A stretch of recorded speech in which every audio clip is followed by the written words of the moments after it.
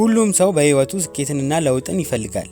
ነገር ግን ብዙዎች የማይሳካላቸው ስኬት የማይቻል ነገር ስለሆነ ሳይሆን ትልልቅ ለውጦች ትልልቅ ጥረቶችን ይጠይቃሉ ብለው ስለሚያምኑ ነው። ሁሉም ነገርም እስከሚመቻች ይጠብቃሉ። ነገር ግን በዚህ ጥበቃ ውስጥ ህልማቸውን ያጣሉ። ስኬት ስለ ትልልቅ ተግባራት እንዳልሆነ ነገር ግን ስለ ትንንሽ እርምጃ መሆኑን ብነግራችሁስ? በየዕለቱ ትንንሽ ለውጦችን ብናደርግ ከጊዜ በኋላ ህይወታችን ሙሉ ለሙሉ እንደሚለወጥ ታምናላችሁ? አንድ ታሪክ ልንገራችሁ። አንድ ተማሪ ነበረ። ይህ ልጅ በክፍሉ ካሉ ልጆች ሁሉ ሰነፍ ሲሆን ትምህርት ቤት ውስጥም ያለው ተሳትፎና ንቃት እጅግ የወረደ ነበር። በተማሪዎች ፊትም ቆሞ ለመናገር ይቸገራል። ይህንንም በአንድ ጊዜ ለማስተካከል ቢጥርም ሁሌ አይሳካለትም። ምሽቱን ሙሉ ለማጥናት ይጥራል። ነገር ግን እያባሰበትና አቅም እያነሰው ይመጣል። ስፖርት ቤት ለተከታታይ ቀናት ይሄዳል። በመጨረሻም ሰውነቱ ዝሎ ያቋርጣል። በጊዜ ትምህርት ቤትም ለመድረስ ይሞክራል። ነገር ግን አይሳካለትም ነበር። በየጊዜውም እነዚህ ነገሮች ሲገጥሙት በቃ እኔ አልችልም፣ አይሳካልኝም ብሎ ለራሱ ይነግራል።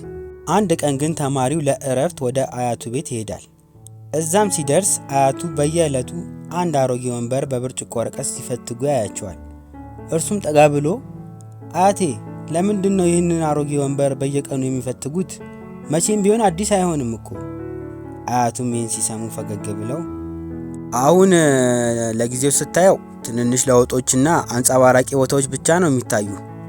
ነገር ግን በጊዜ ሂደትና በድግግሞሽ ቀስ በቀስ ሙሉ በሙሉ አዲስና አንጸባራቂ ይሆናል። አንተም በህይወት አንድ ትልቅ ለውጥ ማግኘት ስትፈልግ በየዕለቱ ትንንሽ ለውጦችን በማድረግ ማግኘት የምትፈልገውን ማግኘት ትችላለህ አሉት። ተማሪውም ይህን ምክር ከሰማ በኋላ ወደ ቤቱ እንደተመለሰም ሙሉ በሙሉ በህይወቱ ላይ ሊተገብረው ወሰነ። እንደ ድሮውም ምሽቱን ሙሉ ለማጥናት ከመሞከር ይልቅ ከ15 ደቂቃ ጀምሮ በየዕለቱ 5 ደቂቃ ለመጨመር ወሰነ። ስፖርት ቤትን በተከታታይ ከመሄድ ይልቅ በየዕለቱ ቀላል ስፖርቶችን እየሰራ ቀስ በቀስ ማሳደግ ጀመረ። ለንግግሩም እንዲረዳው በየዕለቱ ለትንንሽ ደቂቃዎች የተለያዩ መጽሐፍትን ማንበብ ጀመረ። ነገር ግን በዙሪያው ያሉ ሰዎች ለውጡን አላስተዋሉም ነበር። ከወራት በኋላ ግን ለውጡ መታየት ጀመረ። ከ15 ደቂቃ የጀመረው ጥናት ወደ 3 ሰዓት አደገ። በአካል ብቃቱና በንቃቱ ላይም ትልቅ ለውጥ አገኘ።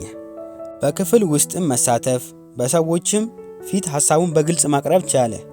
በትምህርት ቤቱም በተደረገ ውድድር የሚያውቁት ሁሉ እስኪደነቁ ድረስ ብዙ ጥያቄዎችን በመመለስ አሸናፊ መሆን ቻለ።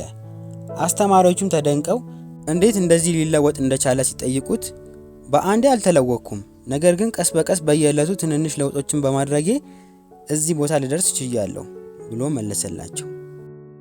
እኛም በህይወታችን በየዕለቱ ትንንሽ ለውጦችን ብናደርግ በጊዜ ሂደት ትልቅ ደረጃ ልንደርስ እንደምንችል አጠራጣሪ አይደለም።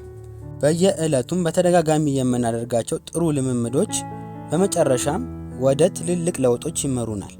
ስለዚህ ከአሁን ጀምራችሁ ባላችሁ ነገር በትንሹ ጀምሩ።